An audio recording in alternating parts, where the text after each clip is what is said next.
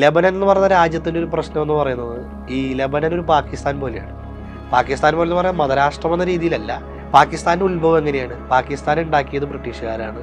പാകിസ്ഥാനെ ചെല്ലും ചെലവ് കൊടുത്ത് പോറ്റിയത് അമേരിക്കയും സൗദിയും ബ്രിട്ടീഷുകാരും കൂടിയിട്ടാണ്. ഇന്നും അതൊരു ഔട്ട് പോസ്റ്റ് ഓഫ് ഇമ്പീരിയലിസം, അല്ലെങ്കിൽ ഈ സാമ്രാജ്യ ശക്തികളുടെ ഒരു എന്താ പറയുക, വിശ്വസ്തനായിട്ടുള്ള ഒരു പിണിയാളായിട്ട് നിൽക്കുകയാണ് പാകിസ്ഥാൻ. അതുപോലെ തന്നെയാണ് ലെബനനും. ഫ്രഞ്ച് കൊളോണിയലിസത്തിന് കീഴിൽ സിറിയ ലെബനൻ എന്ന് പറയുന്ന ആ പ്രദേശത്ത് സംഘടിതമായി എല്ലാ മതസ്ഥരും ഒരുമിച്ച് ഈ ഫ്രഞ്ച് കോളനിവൽക്കരണത്തിനെതിരെ പോരാട്ടം നടക്കുന്ന സമയത്ത് അതിനെ മതപരമായി ഭിന്നിച്ചിട്ടാണ് സിറിയ ലെബനൻ ഉണ്ടാകുന്നത്. അപ്പോൾ ലെബനൻ അങ്ങനത്തെ ഒരു സ്ഥലമാണ്. അപ്പോൾ ലെബനനിൽ ഇപ്പോൾ നടക്കുന്ന അക്രമത്തിൻ്റെ കാരണമായി ഇവർ പറയുന്നത് ഹെസ്ബുള്ളയെ ഇല്ലാതാക്കാൻ, ഹെസ്ബുള്ള ഞങ്ങളെ പ്രകോപിപ്പിച്ചുകൊണ്ടാണ്.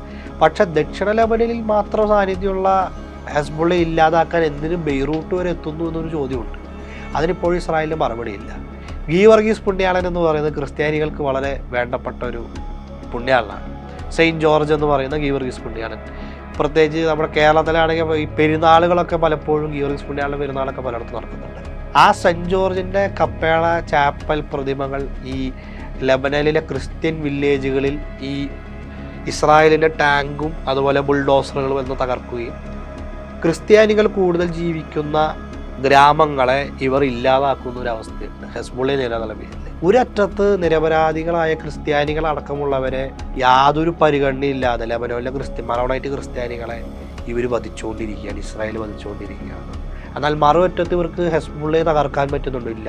ലെബനനിൽ ഇപ്പോൾ ഭരിച്ചുകൊണ്ടിരിക്കുന്ന പ്രധാനമന്ത്രി, പ്രസിഡന്റ് അടങ്ങുന്ന ഭരണകൂടത്തിന് ഒരു ചെറുവിരൽ അനിക്ക് പോലും ഇസ്രായേലിനെതിരെ പോകാൻ കഴിയുന്നില്ല എന്നുള്ളതാണ്. കാരണം ഇവർക്കൊക്കെ ഒരു രീതിയിൽ അല്ലെങ്കിൽ മറ്റൊരു രീതിയിൽ ഇസ്രായേലിനോട് ഒരു വിധേയത്വമുണ്ട്.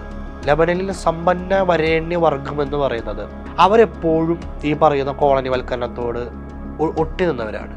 ലെബനൻ ഈ വെസ്റ്റ് ഏഷ്യയുടെ പാരീസ് എന്നറിയപ്പെടുന്ന ഒരു രാജ്യമായിരുന്നു ബെയ്റൂട്ടൊക്കെ. അതൊരു ഫ്രഞ്ച് കോളനിവൽക്കരണത്തിൻ്റെ അവശേഷിപ്പാണ് ഈ പാരീസ് എന്ന് പറയുന്നത്. ബെയ്റൂട്ടിലെ ഈ സമ്പന്ന വരേണ്യ വർഗം എന്താണ് ചെയ്യുന്നത് വെച്ചാൽ, എപ്പോഴൊക്കെ സംഘർഷം ഉണ്ടാവുന്നോ ഇവർക്കൊക്കെ തന്നെ ഫ്രാൻസിൽ, പാരീസിൽ ഇവർക്ക് ബിസിനസ്സും മറ്റു കാര്യങ്ങളുണ്ട്. അത് ആ കാലം മുതലേ സ്ഥാപിക്കപ്പെട്ട ഒരു ബന്ധമാണ്. ദരിദ്രരായ ജനങ്ങൾ നിരന്തരം തീവ്രവാദവും സയോണിസവും മൂലമുള്ള അക്രമങ്ങൾക്ക് വിധേയരാകുമ്പോൾ സമ്പന്നരായിട്ടുള്ള രാഷ്ട്രീയക്കാരായിട്ടുള്ള പല മനുഷ്യരും ആ പ്രശ്നം വരുമ്പോൾ ബെയ്റൂട്ടിലും പ്രശ്നം വന്നാൽ പാരീസിലേക്കും പോയി തങ്ങളുടെ ജീവിതം സ്വസ്ഥമാക്കുന്ന ഒരു സ്ഥിതിയാണുള്ളത്.